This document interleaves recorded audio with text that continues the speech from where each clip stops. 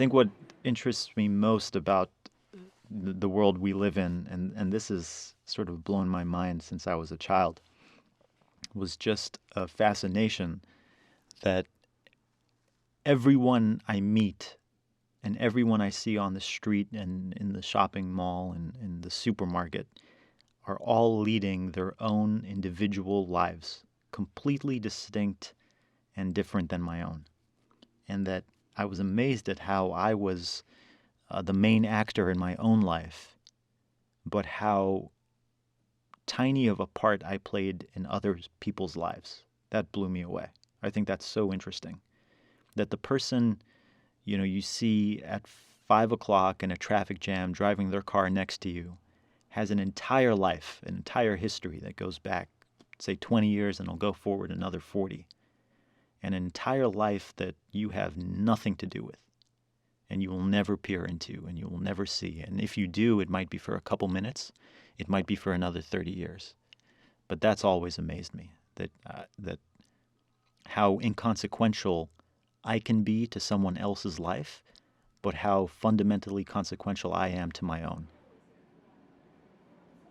It's interesting because I think I struggled with it as a child. I spent a lot of time staring at myself in the mirror when I was little, and I would have these like serious out of body feelings where I was like, you are you. Like, who is that? Who are you? Like, I'm me. What is this skin? What is this bone? What is this flesh? It's like, I feel like existence is presence. I feel like it's leaving some kind of change in the world. I mean, I don't know that it's quite the like, it's not the body. It's not just the body. It's the actions and it's what you kind of leave behind in the world. I mean, I think existence isn't ever really over. Maybe it's partially because I'm an only child. I have a lot more fear of losing the people that I love than actually my own death. Like, I feel less afraid of myself dying and more afraid of the people I know dying.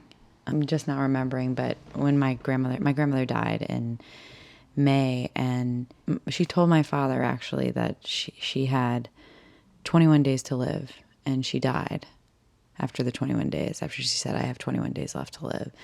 And my dad asked her, like, who told you that? Who told you you have 21 days left to live? And she was like, that's what I was told. So there's also this part of me that's like, how do you explain that? How do you begin to think about that? And she also kept saying that my grandfather was teaching her how to float, and he had died.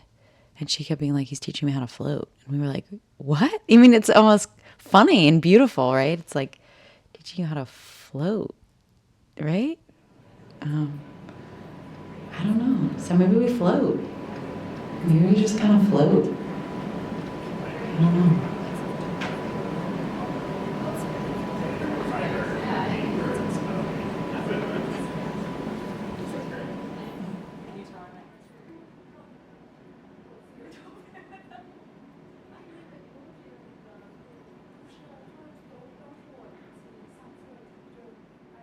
I know there's something after this, and I know it's good. I don't know the particulars. The version of heaven I know best is through Christianity, so part of me still pictures it that way, but I imagine that the prophets of a lot of religions kind of sit at the edge and wait for us. So I think that's what I'll see first. I like to think that people who I've loved, who didn't cross paths when I was near them, will be having coffee together there.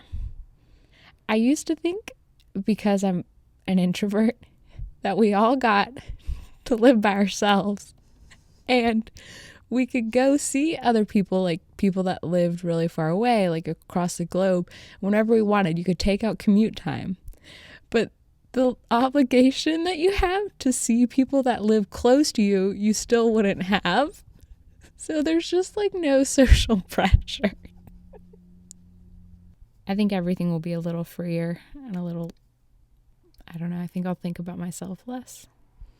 I was with my godmother and she was older and I was with her at the end of her life, and I got to see someone sit that close to death and be there with her during it, and that's what tells me that it's good and that we don't have to be afraid.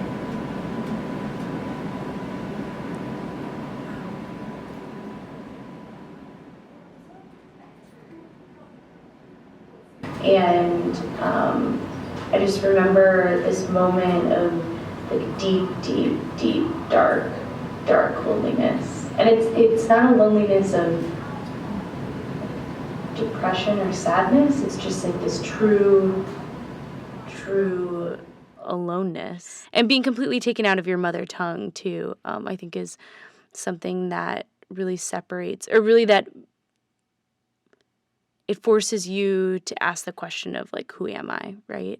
I'm religious, and I think that it was a moment that I like re-verified the fact that I believed in something more than me.